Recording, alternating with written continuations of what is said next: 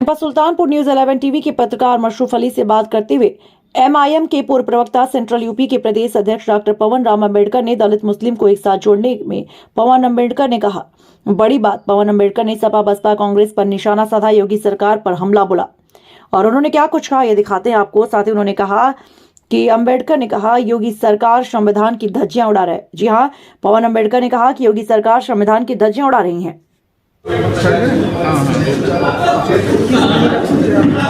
आज सुल्तानपुर की धरती पर आपका आगमन हुआ, क्या कारण था? उत्तर प्रदेश ऑल इंडिया मजलिस इत्तेहादुल मुस्लिमीन के आदेशानुसार मुझे जो है सेंट्रल जोन का प्रभार दिया गया है। उसी संदर्भ में सुल्तानपुर का मेरा दौरा था, समीक्षा दौरा था।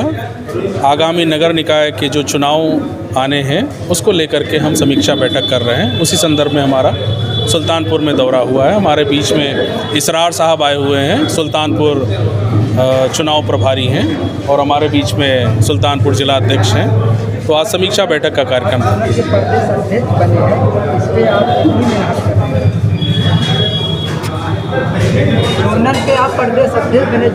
जी इस पे आपकी तैयारियां क्या?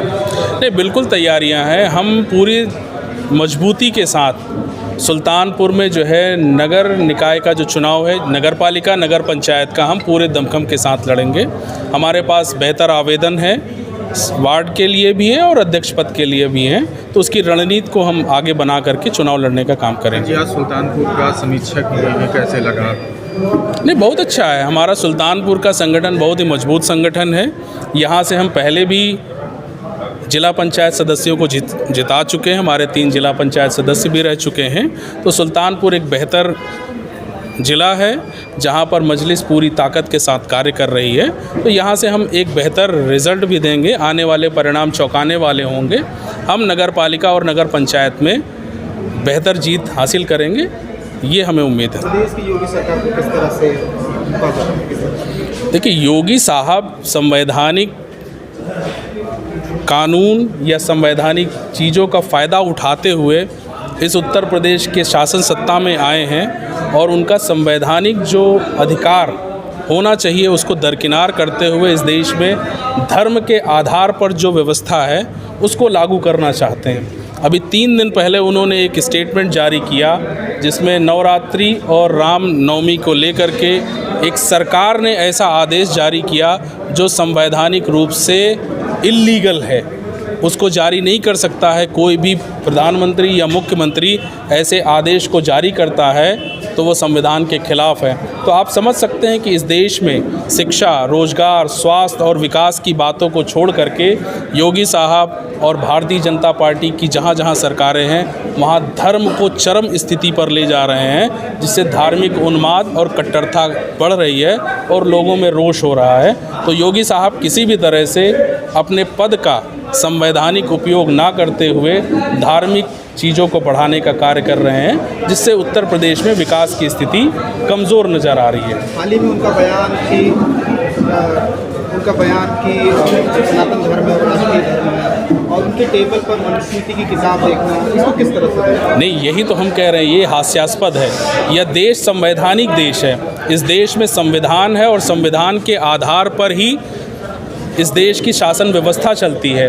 लेकिन जिस तरह से इन्होंने हिंदू राष्ट्र का नाम दिया, सनातन धर्म को जो है इस देश का राष्ट्रीय धर्म घोषित करने की बात कही, अपने टेबल पर मनुस्मृति को लेकर के मुझे कोई पक्का सबूत नहीं है, इसलिए मैं उस पर बयान नहीं जारी कर सकता हूं कि वाकई में वो सत्य है या असत्य है। लेकिन उनकी जो विचारधारा जो इस देश में चल रही है वो संवैधानिक विचारधारा नहीं है। इससे उन्हें बचना चाहिए, ये हम उम्मीद करते हैं। एक तरफ हिंदू राष्ट्र की मांग चल रही है और आप कह रहे हैं कि हिंदू, बौद्ध और मुसलमान एक साथ चलेगा तभी संविधान का राज चलेगा। तो ये बीच में टकराहट या किस तरह से देखते हैं? नहीं, देखिए, बौद्ध एक विचारधारा है, एक सोच है जो लोगों में मानवता की बात कहता है। समानता की बात कहता है। और जब भी हम हिंदू राष्ट्र या हिंदू राज्य की बात करेंगे या हिंदू मुस्लिम की बात करेंगे, उसमें विरोधाभास है। जब हम ये कहते हैं हिंदू राष्ट्र, तब हम हिंदू राष्ट्र की संकल्पना जो है गैर बराबरी की व्यवस्था के आधार पर है, जहां मनुष्य के बीच में समानता नहीं है। इसलिए हम ये कह रहे हैं कि इस देश में बौद्ध मुसलमान की विचारधारा सामने आनी चाहिए, जो मानवीय मूल्यों को लेकर के काम करती है और हर एक मनुष्य बराबर है, इस विचारधारा को मानती है। जिस तरह से उमेश पाल की मर्डर हो गया है, अकील अहमद का रोल आ रहा है उसमें, उस पर याद है। देखिए, चाहे उत्तर प्रदेश हो या देश हो, किसी भी क्रिमिनल का कोई भी स्थान नहीं होना चाहिए। क्रिमिनल किसी का नहीं होता है, ना अपना होता है, ना समाज का होता है। अगर उन्होंने किसी भी तरह का कोई ऐसा कार्य किया है तो सरकार जो कर रही है उस पर हमको कोई हस्तक्षेप नहीं करना, लेकिन उस पर किसी भी तरह से असंवैधानिक रूप से जो घर तोड़े जा रहे हैं, बिना किसी परमिशन के आधार पर, बिना किसी नोटिस के आधार पर जो घर तोड़े जा रहे हैं, उस पर रोक लगनी चाहिए, इस पर काम होना चाहिए। उत्तर प्रदेश में कुछ मुकदमे हाल ही में वापस लिए गए क्रिमिनल केसेस के, इस मामले को किस तरह से देखते हैं? क्या ऐसा तो नहीं है कि देश में कानून का राज नहीं है और अदालतों का कोई मतलब रोल नहीं दिख रहा है इसमें? उसको किस तरह? नहीं, ऐसा प्रतीत तो हो रहा है, क्योंकि नहीं, ऐसा तो प्रतीत है। देखिए, उत्तर प्रदेश की ही मैं बात करूं, उत्तर प्रदेश में जो है कानून का राज तो रहा नहीं। जिस तरह से दिन दहाड़े उमेश पाल की हत्या हुई, वो उत्तर प्रदेश की योगी सरकार की कानून व्यवस्था पर की कलई खोलता है। और रही बात अन्य चीज़ों को लेकर के, तो उत्तर प्रदेश की सरकार ने किसी भी तरह से लॉ एंड ऑर्डर को मेंटेन करने में अपनी विफलता पाई है। उसको लेकर के उन्होंने कोई कार्य उचित नहीं किया हुआ है। अभी आप अपने मंच से कांशीराम साहब का नाम ले, किस तरह से ये देखते हैं कि कांशीराम क्या कहना चाहेंगे? देखिए, मान्यवर कांशीराम साहब ने इस देश में एक ऐसी अलख जगाई जो उन लोगों के बीच की थी जिनको सदियों से अधिकार नहीं मिला था। भारतीय संविधान लागू होने के बाद भी उनको वो अधिकार नहीं मिले जो भारतीय संविधान के प्रावधानों में प्रदत्त हैं। तो मान्यवर कांशीराम साहब का संघर्ष इस देश के शोषित वंचित समाज को एक साथ लाने का रहा है, और उसी विचारधारा को आदरणीय ओवैसी साहब बढ़ाने का कार्य कर रहे हैं। ये दोनों विचारधाराएं समान हैं। अभी आप जिस समाज से हैं उसमें तमाम राजनीतिक पार्टियां भी हैं, जैसे आज़ाद समाज पार्टी, बहुजन समाज पार्टी और भी तमाम छोटी पार्टी हैं, तो उसमें क्यों जाना नहीं चाहा? सिर्फ AIM में क्यों है? देखिए, बहुत सारे राजनीतिक दल और बहुत सारे सामाजिक संगठन इस समय पूरी तरह से उठ खड़े हुए हैं। बहुत सारे आपने देखे होंगे कि जो लोग अपने बड़े पदों पर बैठे रहते हैं, IAS हो, PCS हो या अन्य बड़े पदों पर, जब तक अपने पदों पर रहेंगे तब तक समाज का कोई भला नहीं करते हैं, ना ही उनकी बात करते हैं। वो जब रिटायर्ड होते हैं तो फिर एक नया संगठन बनाते हैं, नए सामाजिक आंदोलन की बात करते हैं। और जो अन्य दल हैं जो ये बात करते हैं कि हम SC समाज की आवाज़ उठा रहे हैं, वो सिर्फ अपना शोषा फैला रहे हैं, अपना स्टंट दिखा रहे हैं। वो सामाजिक आंदोलन को बिल्कुल भी नहीं समझते हैं, और ना ही इस देश की जो सामाजिक व्यवस्था है गैर बराबरी की, उसको नहीं समझते। हम बेहतर ढंग से समझते हैं और उसकी आवाज़ को हम उठाने का कार्य करेंगे, इसी पर आगे बढ़ रहे हैं। जमीनों को लेकर उत्तर प्रदेश सरकार का SST की जो जमीन है उसको लेकर उत्तर प्रदेश सरकार का नया फरमान आया, उसको किस तरह से देखें? नहीं, ये बहुत ही विरोधाभासी बयान है। मैं तो आश्चर्यचकित हूँ कि योगी साहब ने भूमाफियाओं को खुले हाथ दे दिए हैं कि SC समाज के लोगों के ऊपर अत्याचार करने का, ST समाज के लोगों के ऊपर अत्याचार करने का खुला उन्होंने जो है आमंत्रण दे दिया है। इससे अराजकता और बढ़ेगी और भूमाफियाओं की जो मंशा है वो और मजबूत होगी, और इससे शोषण का जो है दायरा बढ़ेगा और एट्रोसिटीज़, अत्याचार की संख्या बढ़ने की संभावना है। आप कह रहे हैं एट्रोसिटीज़ बढ़ेंगे, तो ऐसा देखा गया एट्रोसिटीज़ के मुकदमे बहुत कम दर्ज होते हैं, और होते भी हैं उसमें गिरफ्तारियां नहीं होती। तो इसको किस तरह से देखेंगे? अगर आप सत्ता में भी आते हैं तो क्या करेंगे? नहीं, एट्रोसिटीज़ जो हो रही हैं, शासन की जो मंशा है कि अत्याचारों को रजिस्टर ना किया जाए, क्योंकि उत्तर प्रदेश जो है दूसरे नंबर पर है एट्रोसिटीज़ के मामले में। शेड्यूल्ड कास्ट के साथ जो अत्याचार हो रहे हैं, राजस्थान के बाद दूसरा नंबर आता है। तो आप ये दे सकते हैं कि इतने कम रजिस्ट्रेशन होने के बाद, FIR रजिस्ट्रेशन होने के बाद उत्तर प्रदेश में अराजकता का हाल है और रजिस्ट्रेशन को लेकर के एफआईआर जो रजिस्टर्ड हो रही हैं वो भी दबाव में की जा रही हैं, बहुत प्रेशर हो रहा है, तब वो लोग जो है अत्याचार जिन लोग एससी समाज पर हो रहा है उसका एफआईआर दर्ज कर रहे हैं।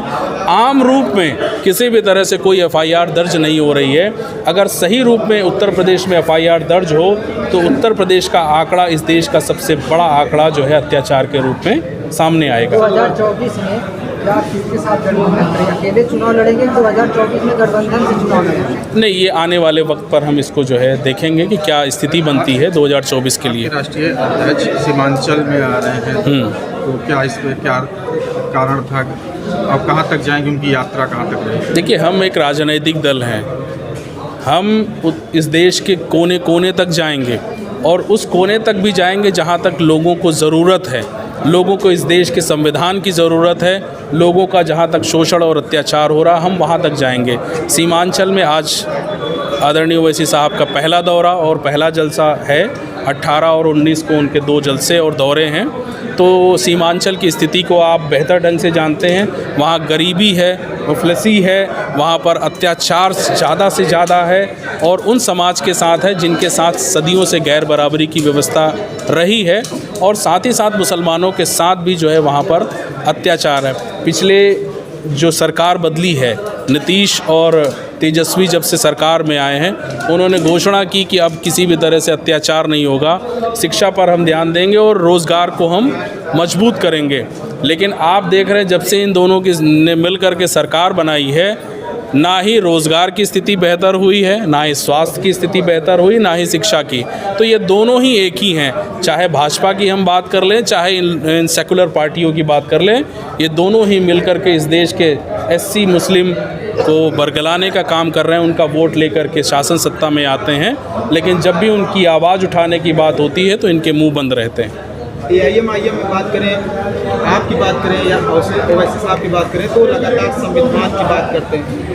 इसी के बीच में पूरे भारत में कई स्थानों से अन्य व्यक्ति ने हिंदू राष्ट्र की मांग की है और हिंसक रूप दिखाया है। उसको लेकर के आपका क्या स्टैंड है? नहीं, हमारा स्टैंड बिल्कुल क्लियर है कि 26 जनवरी 1950 में इस देश में संविधान लागू हुआ।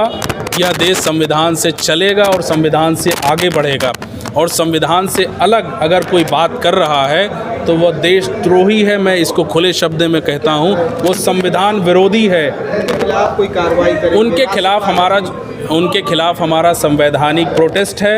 उनके लिए हम आवाज़ उठाते हैं और जो कानून के दायरे पर रह कर के हम न्यायिक व्यवस्था का सहयोग लेते हैं और उस पर जा कर के हम अपनी बात रखते हैं। और इस तरह से कई मामले, सुनिए, इस तरह से कई मामले आए हैं। हमारे प्रभाव का, हमारी बात का इतना ज़्यादा असर हुआ है कि पिछले कुछ दिनों पहले आपने अमित शाह साहब का बयान सुना होगा, जब उनसे पूछा गया कि क्या यह हिंदू राष्ट्र है, तो आप ये समझ सकते हैं कि उनके ऊपर इतना दबाव है, इतना जो है उनके ऊपर प्रेशर है। उन्होंने कहा नहीं, यह हिंदू राष्ट्र नहीं है, यह देश संविधान से चलेगा और संविधान से आगे बढ़ेगा। तो हमने जो आवाज़ उठाई है उसका असर दूर तक है। जो साधु महात्मा टाइप के लोग हैं वो लगातार ये मांग कर रहे हैं कि हिंदू राष्ट्र होना चाहिए। जैसे बागेश्वर धाम हुए, उसके बाद अयोध्या के महंत हो गए, ये लोग लगातार अभी तलवार दिखाते हैं और इस तरह की बयानबाजी करते हैं। तो देखिए, ये संरक्षण मिला है सरकार का, इसको स्टेट जो है कॉन्स्पिरेसी कहते हैं। स्टेट के माध्यम से एक षड्यंत्र रचा जाता है जो राज्य सरकारें रचती हैं और साधुओं को या अन्य लोगों को जो है आगे ला करके इस देश में हिंदू राष्ट्र को आगे बढ़ाने की बात करते हैं। तो उसको लेकर के हम विरोध दर्ज करते हैं और संवैधानिक रूप से दर्ज करते रहेंगे। सर जी, अभी बीजेपी की मंत्री गुलाबत भी एक हैं जो संभल में एक पत्रकार के ऊपर प्रश्न पूछने पर उसको हवालात कर, इस पे क्या? देखिए, ये मैं फिर से अभी आपसे जो चर्चा हुई उसका ही यही लब्बो लुबाब है। इस देश में और ख़ासतौर से उत्तर प्रदेश में भाजपा के जो मंत्री हैं, विधायक हैं, उन्होंने कोई भी काम नहीं किया है विकास को लेकर के।